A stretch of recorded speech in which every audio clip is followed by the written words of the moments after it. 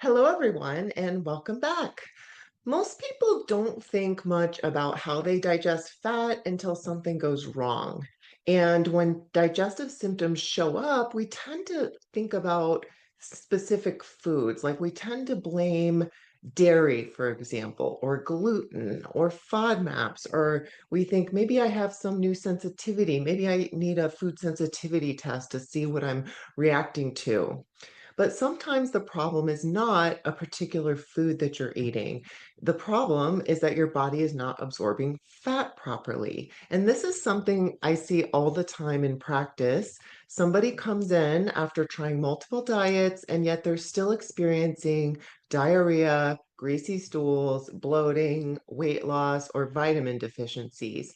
They might be eating what most of us would consider a very healthy diet, full of foods like salmon and avocado and olive oil and nuts and seeds. Or they might notice that their symptoms are especially bad after eating out in a restaurant or having pizza or having a big brunch or other meals that happen to contain a lot of fat. And in either case, they often assume that they need to eliminate more foods when what we really need to look at is how much fat their digestive system can handle and why they're having trouble absorbing fat in the first place. So, in today's episode, we're going to talk about what fat malabsorption is, what causes it, and how changing the amount and distribution of fat in your diet may help, and why diet alone is not always enough. And if you're looking for some practical help putting this into action, I have created a fat malabsorption diet guide with a complete food list, 7-day meal plan, recipes, and a grocery list. So if you believe that you're malabsorbing fat, you have some of the symptoms I mentioned earlier, and you want to hit the ground running with something to see there's no downside to trying a fat malabsorption kind of eating plan to see if it helps your symptoms. And that can also give you a clue that you're thinking in the right direction. So let's start by just defining fat malabsorption. What is it? Fat malabsorption simply means your body is not absorbing all the fat that you eat. So instead of being broken down, absorbed through the small intestine, and then used for energy, some of that fat passes through your digestive tract and ends up in your stool. Under normal circumstances, digesting fat is a carefully coordinated process. Your liver produces bile, which works a lot like dish soap or detergent. If you've ever tried washing a greasy pan with just water, you know that the oil just floats to the top. But if you add a little dish soap and that large layer of grease starts to break apart into tiny droplets that are much easier to wash away. And bile does something very similar in your digestive tract. It breaks down large droplets of fat into much smaller ones so that then your digestive enzymes, primarily lipase from the pancreas, can come in and finish breaking them down into particles small enough to be absorbed by the small intestine. And when something interferes with that process, fat is not absorbed efficiently. Instead, some of it continues through the digestive tract and leaves the body in your stool. And one of the hallmark signs of fat malabsorption is a type of stool called steatorrhea. Steatorrhea, rather than looking like a typical bowel movement, stools might be pale or bulky or greasy, foul smelling, or difficult to flush because of their increased fat content. And not everybody who has fat malabsorption is going to experience all of those symptoms. And in some cases, the changes are subtle enough that people just don't notice it or recognize it. In our practice, we also see fat malabsorption identified on comprehensive stool testing. So when we do a stool test, it's not uncommon for someone to come to us after months or even years of chronic diarrhea, bloating, weight loss, unexplained vitamin deficiencies, having been told that all of their standard testing was normal. And then on a comprehensive evaluation of digestive function, we find elevated fat in the stool. And that's an important clue that fat is not being absorbed the way that it should be. Over time, fat malabsorption affects more than just digestion, and that's because vitamins A, D, E, and K all require fat for absorption. So deficiencies can develop even when someone is eating those vitamins in their diet and eating a nutritious, balanced diet. People may also experience unintended weight loss because they're quite literally losing calories before their body has a chance to absorb and use them. And one of the biggest misconceptions we see is that fat malabsorption itself is a diagnosis. And in reality, fat malabsorption is a sign that something higher up in the digestive process is not working the way it should. And once we know that fat is not being absorbed properly, the next question for us becomes, what is causing that? So let's talk through that a little bit. What causes fat malabsorption? Because again, it's not a medical condition by itself. It's the result of something interfering with your body's natural ability to digest or absorb fat properly. And that interference can happen at several different points in the digestive process, which is why there are a number of possible underlying causes. One important cause is EPI, or exocrine pancreatic insufficiency. With EPI, the pancreas does not produce enough digestive enzymes, particularly lipase, to fully break down dietary fat. And without enough enzymes, fat cannot be absorbed efficiently, and instead it passes through the digestive tract, ending up in the stool. And if you'd like to learn more about EPI, we've linked our complete guide to pancreatic insufficiency and the associated diet in the show notes. But EPI is something that you would be diagnosed with by a gastroenterologist based on a pancreatic elastase test in the stool, which is a marker that they would find in your stool. So that is certainly a condition that would cause fat malabsorption. Another important cause is decreased bile production or impaired bile delivery. Remember our detergent analogy. Bile acts like a natural detergent, breaking large fat droplets into much smaller ones, so digestive enzymes can come in and finish the job.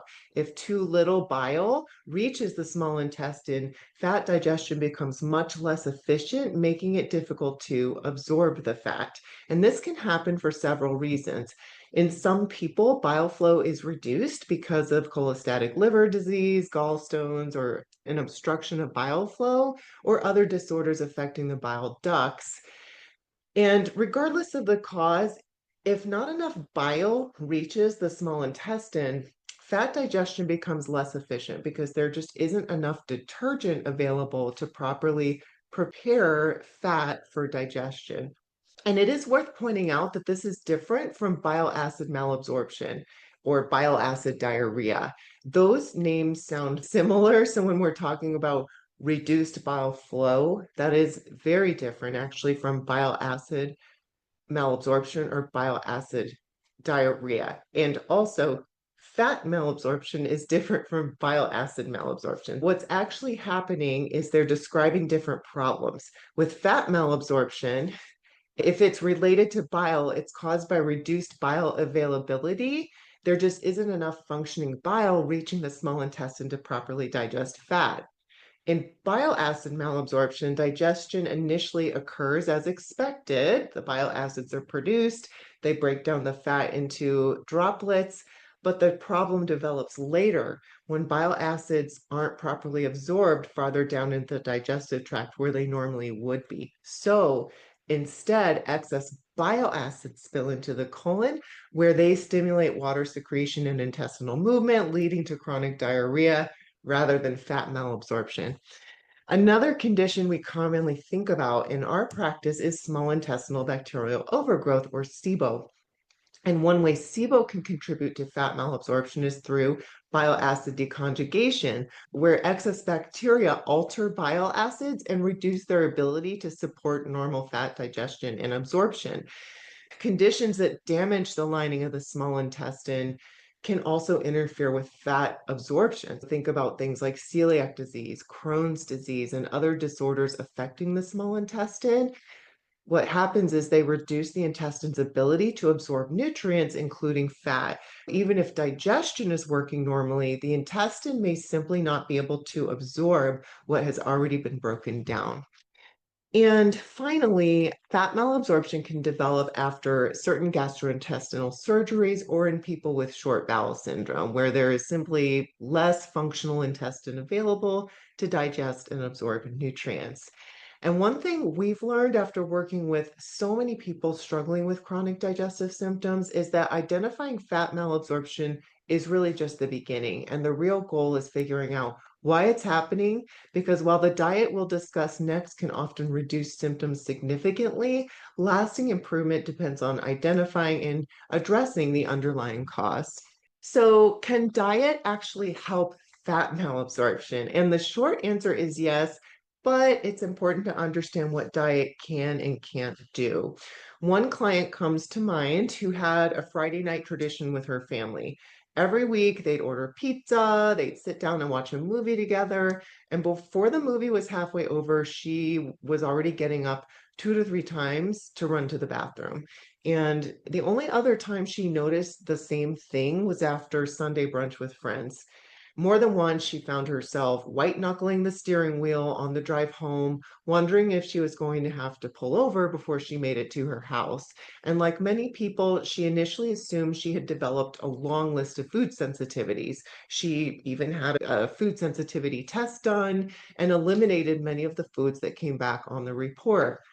Despite all of those changes, nothing really improved for her. And as we worked together, we had her carefully track both her meals and her symptoms. And that's when the pattern started to become obvious. We noticed it wasn't the specific foods triggering her symptoms at all, it was the amount of fat in the meal. The foods she prepared at home were naturally much lower in fat than the restaurant meals she ate on Friday nights or the brunch. So once we looked beyond just the ingredients themselves and started looking at overall fat content, things started to become more clear. And that's something we really see pretty often. Diet can be one part of managing fat malabsorption, but it doesn't correct the underlying reason someone is experiencing it. And depending on the cause and severity of the malabsorption, reducing the amount of fat eaten at one time can make a tremendous difference in how you feel. And there's quite a range of variance in how much fat someone can comfortably digest and absorb at one time. So, when a meal contains more fat than your digestive system can process efficiently, more of that fat can remain undigested and unabsorbed, which is increasing the likelihood of the diarrhea, the greasy stools, the bloating, cramping, and urgency. And for most people with fat malabsorption, the goal is not to eliminate fat altogether. Dietary fat, we still need it. It provides energy, it provides essential fatty acids, it supports healthy cell membranes, it helps your body absorb vitamins A, D, E, and K. And in most cases, fat malabsorption does not mean your body can't absorb any fat at all. It just means your capacity to absorb fat has been reduced. And that's where diet becomes such a valuable tool. Our goal with this is not to remove fat forever or to knock the fat, even eat low fat forever. It's to identify an amount of fat your digestive system can comfortably handle in this moment while you work with your healthcare provider to identify and treat the underlying cause of the problem. And just a quick reminder that the fat malabsorption diet guide can take some of the guesswork out of what you eat. That is linked in the show notes if you'd like a guide to help you get started. And what is in that guide? So in that guide, we have a list of foods to eat, a list of foods to limit, a 7-day plan with recipes, and a grocery list for that week. But let's talk through a little bit what that looks like, what the diet looks like. Because as I mentioned, the goal is not to eliminate fat altogether. Instead, it's to focus on choosing foods that are naturally lower in fat while keeping added fats at a moderate level. Unlike some digestive conditions, there's not one specific number of fat grams that we're targeting that's going to be right for everyone with fat malabsorption. So the amount each person can comfortably tolerate depends both on the underlying cause and the severity of their symptoms. So rather than following a rigid fat limit, most people do best by building meals around naturally lower fat foods and adjusting the amount of added fats based on how their body responds. And then as symptoms improve and the underlying cause is addressed, many people are able to gradually expand both the variety of foods they eat and the amount of fat that they tolerate. So now I'm just going to kind of talk through the food groups and tell you what you're looking for if you believe you have fat malabsorption and you want to see if this can help your symptoms. With protein, we want to choose the lean proteins as a solid foundation of most meals because they provide plenty of nutrition without adding a large fat burden. So, good options here include skinless chicken breast, turkey breast, white fish such as cod, haddock, or tilapia, shrimp, canned tuna packed in water, low fat Greek yogurt, egg whites, and tofu. Whole eggs can actually fit just fine into the diet. I would just make sure you limit it to one egg at a time instead of like a 3 egg omelet. And if you'd like to build that meal out, you can start with one egg and add a couple egg whites to make it bigger. But most people do tolerate one egg. As far as grains and starches, they're often well tolerated and provide an important source of calories without adding much fat. So things like rice, oatmeal, potatoes, sweet potatoes, pasta, rice noodles, whole grain bread, sourdough bread, corn tortillas, and other whole grains, and whether we're talking regular or gluten-free, all fit well into a fat malabsorption diet. For vegetables, pretty much most vegetables can be included just because there's usually an underlying cause often causing this. People tend to do better with cooked vegetables. They're just easier to tolerate when you have stuff going on digestively, especially when there's diarrhea, other symptoms active. So steaming, roasting, or sauteing vegetables until they're tender can be a really good place to start. And I would think about starting with things like carrots, zucchini, green beans, mushrooms, spinach, bell peppers, squash, and pumpkin. For fruits, like vegetables, are naturally low in fat. They fit really well into this style of eating. The exception would be avocado. Avocado are very high in fat. We'll talk about those as a healthy fat section. But if we're talking about the other fruits, generally you'll be okay. But I would add the same caveat as we want to stick with less fibrous options in general. But most people do fine with things like bananas, berries, melons, peaches, pears, apples, mangoes, oranges, grapes, applesauce. And I would just watch your portion always with fruit, depending on your tolerance of fructose and some of the polyols that are in fruit. Because again, usually with fat malabsorption, there's other things going on. And so there's other types of intolerances that can be there. But from a fat perspective, fruit is generally fine.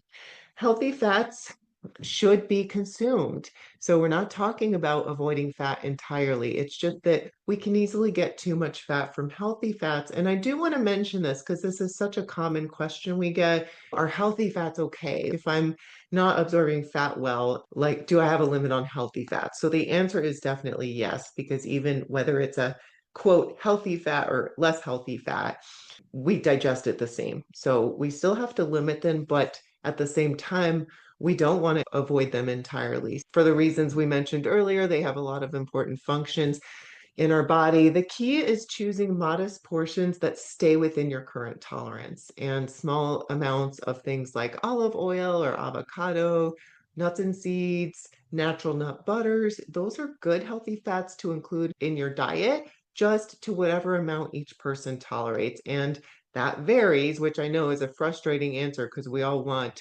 specific guardrails, we want specific guidelines, but it does vary. Some people do well with a teaspoon of olive oil or a quarter of an avocado, while others may need to start with even smaller portions until symptoms improve. The most important takeaway is not which individual foods are allowed or forbidden. I'm trying to give you some guidance here on that, but really it's going to come down to how much your body can comfortably handle at one time. So you want to think about also how those foods are combined. So I just mentioned including a small amount of oil in your meal. If you have no other fats naturally in that meal, you might be able to have more oil. But if you have, say, a piece of chicken, which does have some fat, you might have less oil. So it's a balancing act as well. Now let's talk about the foods to limit with fat malabsorption. The foods most likely to trigger symptoms are those that contain large amounts of fat in a relatively small serving. That does not mean you can never eat these foods again, but the foods that are most likely to exceed your current ability to digest and absorb fat, especially while you're still working to identify and address the underlying cause. One thing we frequently see in our practice is that people tolerate home cooked meals much better than restaurant meals. And that's not because restaurant food is inherently unhealthy, but because restaurants often use much more butter, oil, cream, cheese, and other added fats than most people would use in their own kitchens, right? I mean, if you made a dish at home and you ordered the same exact dish in a restaurant, it could have double the fat. Restaurants generally use so much more fat in their meals because they're competing with all the other restaurants and they want to give the people what they like and the flavors they're used to. And so at home, you just wouldn't put that much fat in. So that's where we can really get into trouble eating out. And even meals that sound relatively healthy can contain enough added fat to exceed your digestive system's current capacity. So the first category I would be careful of or limit is high fat meats, and that would be fatty cuts of beef and pork, bacon, sausage, pepperoni, chicken with the skin on, duck, and heavily marbled steaks. Those all contain significantly more fat than the leaner protein choices. Fried chicken and breaded meats can be particularly difficult because they combine natural fatty foods with added oil from frying. Some beef can work and some pork can work. So if you're talking about a pork tenderloin, remember they used to call it the other white meat, that's pretty lean. And like if it's the 93+% lean ground beef, that can work as well.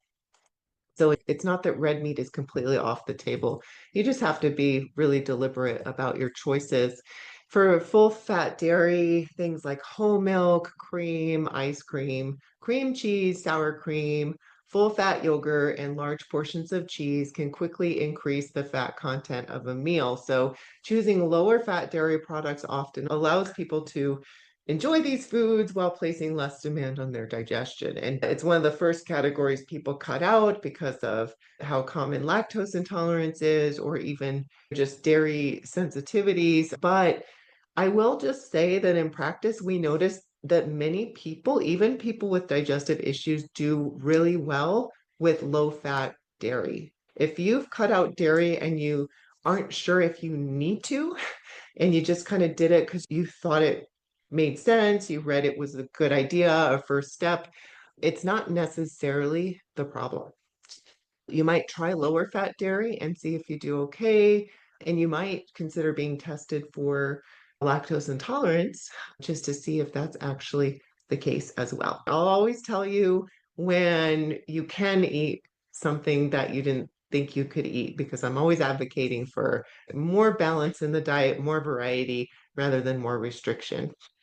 All right, so fried foods and fast foods, French fries, fried chicken, onion rings. I mean, do I even need to list these things? So mozzarella sticks, pizza, burgers, many fast food meals. These are the most common triggers of issues with fat malabsorption. Not only are they high in fat, but the portions can be very large. Also high fat sauces and condiments. So cream sauce, Alfredo sauce, butter-based sauces, mayonnaise, large amounts of salad dressing, pesto, coconut cream, and generous portions of like a queso or spinach artichoke dip. They can actually contain a surprising amount of fat to an otherwise balanced meal. So don't be fooled by the fact that there's vegetables in there. They're very, very high in cream and fat.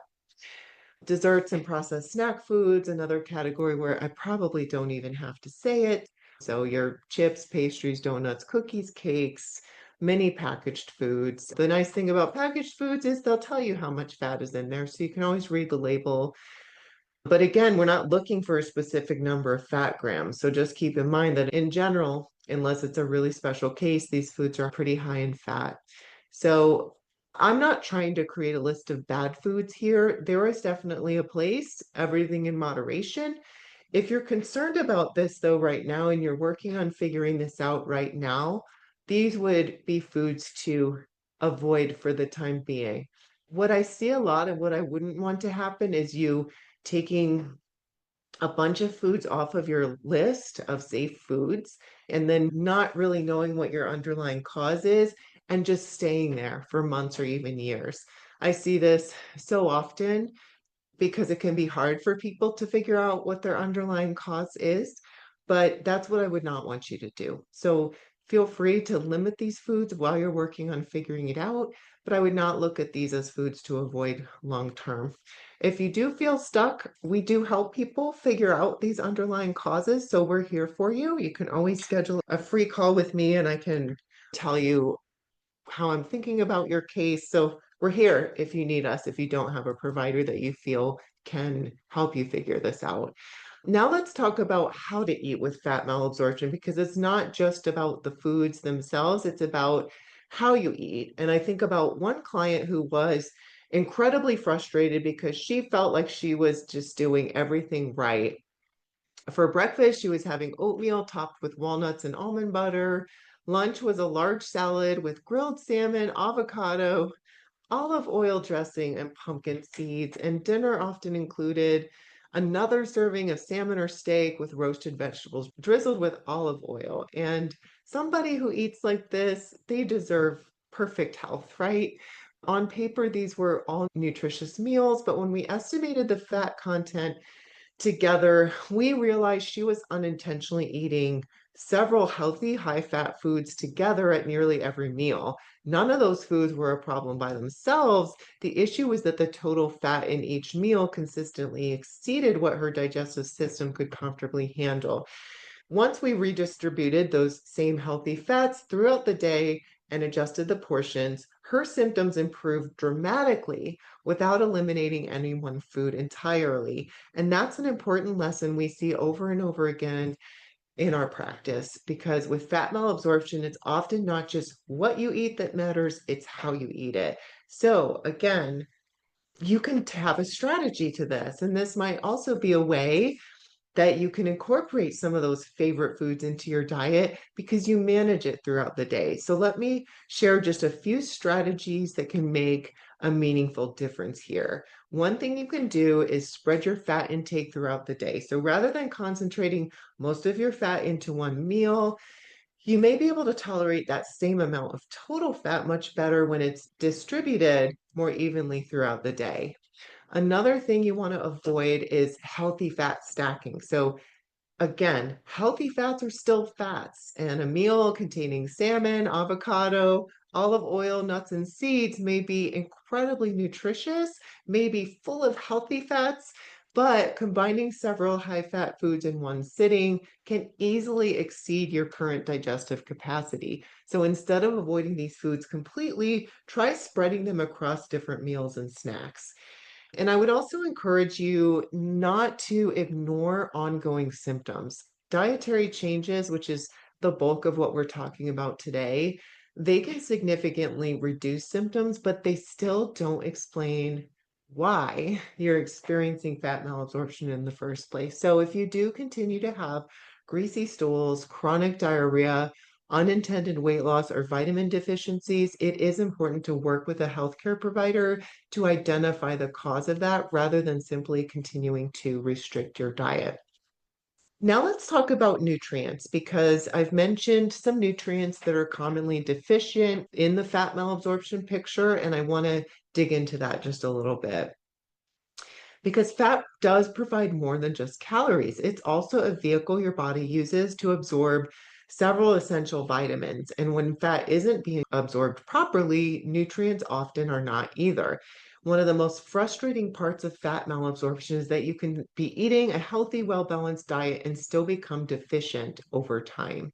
We do see this quite a bit. Someone's eating vegetables, lean proteins, dairy, and healthy fats, and yet their lab work continues to show low vitamin D, iron deficiency, or declining bone health because their digestive system simply is not absorbing what they're eating. So the nutrients we see commonly affected with fat malabsorption are A, D, E, and K. And that's because these are the fat-soluble vitamins that require fat in order to be absorbed. And if that doesn't happen, if there's not enough fat being absorbed, these nutrients often become depleted. And vitamin A, as we all know, supports vision, but it also supports immune function and healthy skin. Vitamin D plays an essential role in bone health and immune regulation.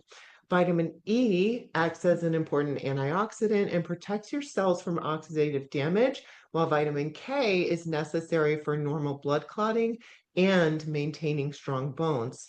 Fat malabsorption can affect nutrients beyond the fat-soluble vitamins, so it can also contribute to deficiencies like B12 and iron and calcium and magnesium.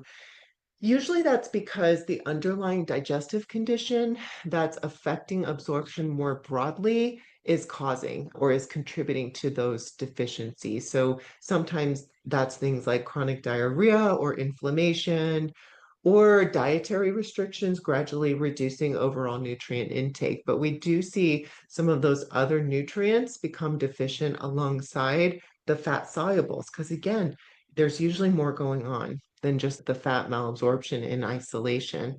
And these deficiencies don't always cause obvious symptoms right away. So fatigue, muscle cramps, easy bruising, poor wound healing, numbness or tingling, bone loss, or frequent infections often develop gradually and are easy to attribute to something else. And this is why monitoring your nutrient levels is an important part of treating fat malabsorption. So while you and your healthcare team work to identify and address the underlying issue, periodic lab testing can help identify deficiencies early so they can be corrected before they lead to bigger problems. So rather than guessing which supplements you might need, it can be far more effective to base supplementation on your lab results. And then as fat absorption improves, repeat testing can confirm that your nutrient levels are recovering and determine whether supplementation is still necessary. So let's talk about when diet alone is not enough, because one of the hardest parts about fat malabsorption is it can leave you feeling like you're constantly doing something wrong. So maybe you develop diarrhea after meals, bloating, weight loss, or greasy stools, and you naturally assume the answer is just to keep changing what you're eating, to figure it out. So you cut back on fat, you eliminate dairy, then gluten, then high fiber foods. Before long, your diet has become smaller and smaller, and yet you still don't feel like yourself. So I think about another client who came to us after years of being told she had IBS. Every time her symptoms popped up, she assumed another food must be the problem. So she kept making her diet more restrictive and she just kept diet hopping, just kept looking for the right diet. But food was really not the problem. We eventually learned that she'd never actually been evaluated for pancreatic insufficiency. She'd spent years believing that she just had a sensitive stomach. She'd cycled through many different diets, gluten-free, dairy-free, low FODMAP, elimination diets, and as we were working together, several parts of her history didn't quite fit that IBS diagnosis that she'd been carrying for years, particularly her greasy stools, her weight loss, and her difficulty tolerating fat raised our suspicion that something else was going on. So we encouraged her to discuss pancreatic insufficiency with her gastroenterologist and ask whether testing her fecal elastase was appropriate. And so she did end up getting that test and it confirmed pancreatic insufficiency. So that's when she was finally able to get prescription pancreatic enzyme replacement therapy and adjust her diet to match what her body could actually digest. And that's when she started improving. It wasn't because she was eating just the wrong individual foods all the time. It was just that she'd been trying to solve the wrong problem. And that's why we want to think of a fat malabsorption diet as a tool, maybe a clue, and a way to feel better in the short term, but it's not the destination. Diet, in so many cases in gut health, can reduce symptoms and improve your quality of life while you're healing, but it shouldn't become an endless cycle of restriction without asking why it's happening. So if you are experiencing diarrhea, greasy stools, unexplained weight loss, vitamin deficiencies, bloating, or other digestive symptoms despite following a low-fat diet, it is worth taking a deeper look. So depending on your history and symptoms, that might mean evaluating for things like pancreatic insufficiency, celiac disease, SIBO, bile acid malabsorption, or other disorders that interfere with fat digestion and absorption. And in our practice, we also frequently evaluate digestive function and the gut microbiome because they can influence how well the digestive system is working as a whole. Our goal is never to keep adding dietary restrictions. It's always to identify what's driving the malabsorption, so whenever possible, you can return to eating a more varied and nourishing diet. So if you'd like help getting started, don't forget to download our free Fat Malabsorption Diet Guide linked in the show notes. And as always, if you're experiencing these symptoms, please talk with your healthcare provider rather than trying to manage this all on your own. All right, guys, this was your gut check for today. Come back next week for your next gut check.